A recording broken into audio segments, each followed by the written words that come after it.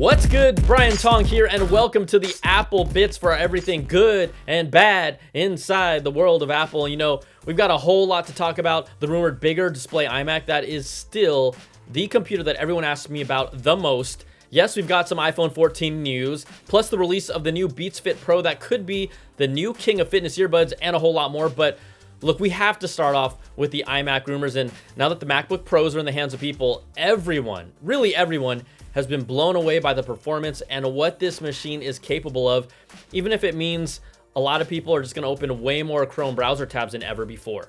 Well, a huge drop of iMac details that could have that same power comes from leaker Dylan DKT, because the next gen iMac we're expecting to see will most likely be called the iMac Pro. Now, that's what it's being called internally, according to the leak, and it does sound right, but it could also be changed at any time.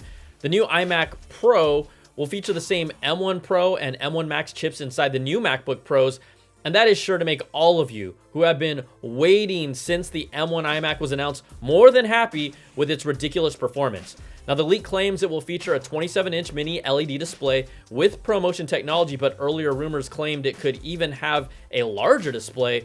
Design-wise, it's expected to look similar to the 24-inch iMacs and the Pro Display XDR with its metal finish and black bezels, with the bezels potentially being even slimmer.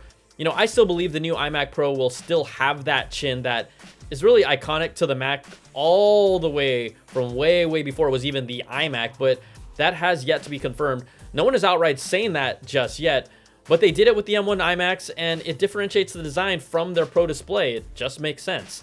Now, Apple has reportedly tested Face ID for the new iMacs, but this feature has not been confirmed, and there have been no reports that we'll see a notch on the new iMacs either. The bezel's big enough. Guys, don't do it. But the base model will reportedly have 16 gigs of unified memory and 512 gigs of storage. All models will also have an HDMI port, an SD card slot, and multiple USB-C Thunderbolt ports, so just like the MacBook Pros. Apple will include an Ethernet port on the power adapter, just like they did with the M1 iMacs, according to the leak. Now, Dylan DKT also says the iMac Pros will have a starting price at or over $2,000, and that they will launch in the first half of 2022. Now, an earlier report from Bloomberg claimed that Apple had to stop working on the larger iMac to make sure the 24-inch iMac could get out in time, and now development can be focused back on this new iMac Pro. So if you've been waiting for a new iMac Pro, just like I've been waiting for almost a year now for the new MacBook Pro, I think this computer sounds like it's going to deliver on everything you wanted. And to me, the only unknowns that are important are, okay, will it have a notch? And then also, what apps will actually support ProMotion? Because in my MacBook Pro review, I said that, hey, maybe I'm used to ProMotion because I couldn't really tell that much. But then we discovered later that even ProMotion support for apps like Safari is not enabled on the MacBook Pro. And that's the app where you'd really expect to see it the most in day-to-day use.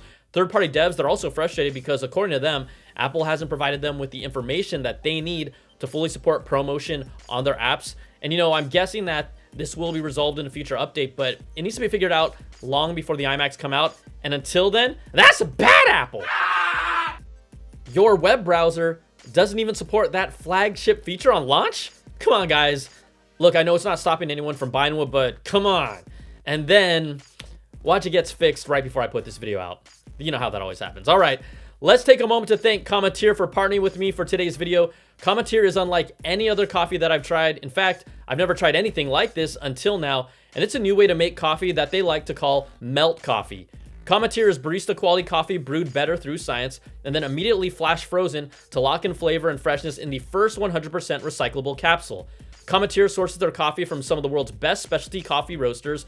All you have to do is pop open a frozen capsule and add 8 ounces of hot water. It's just so simple to melt it with hot water, but you know, I'm an iced coffee guy, so I defrost a capsule in the refrigerator and then I pour it over cold water and ice for my iced coffee.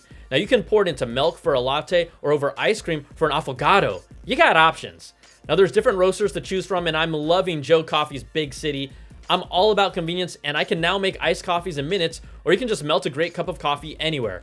For a limited time, CommaTier has a special offer for fans of this channel. Right now, you can get $20 off your first purchase using my purchase link below. That is 10 free capsules of coffee and always free shipping. You know, I'm all about innovation, and this is a whole new way to experience coffee, and most importantly, it tastes great. So check out CommaTier. All right, the tech drops in October, they still don't stop. You know, Apple just made their HomePod Minis in their new colors of blue, orange, and yellow available to purchase and ship now. Feature-wise, it's exactly the same HomePod Mini with new color details. The top of the HomePod has a slight tint of color matching the HomePod itself. You got the volume up and down buttons that are color coordinated with the color of the HomePod Mini. And the fabric wrapped cable is a lighter shade as well that matches the colors from the colored iMac fabric wrapped cables. Colors are fun, but the three colors I wanted to see the most are purple, green, and red. They'd be perfect matching the iMac colors, and there's no indication if they'll release them.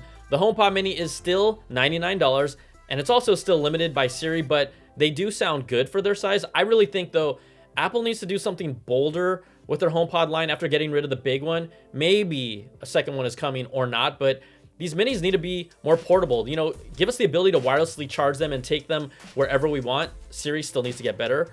HomeKit compatibility, we still are waiting that to get a lot better. And the same issues that have plagued them from the original HomePod are still the same issues that they have today, except it's a smaller HomePod that's more affordable, and it is selling more, but it doesn't sound as good as the original.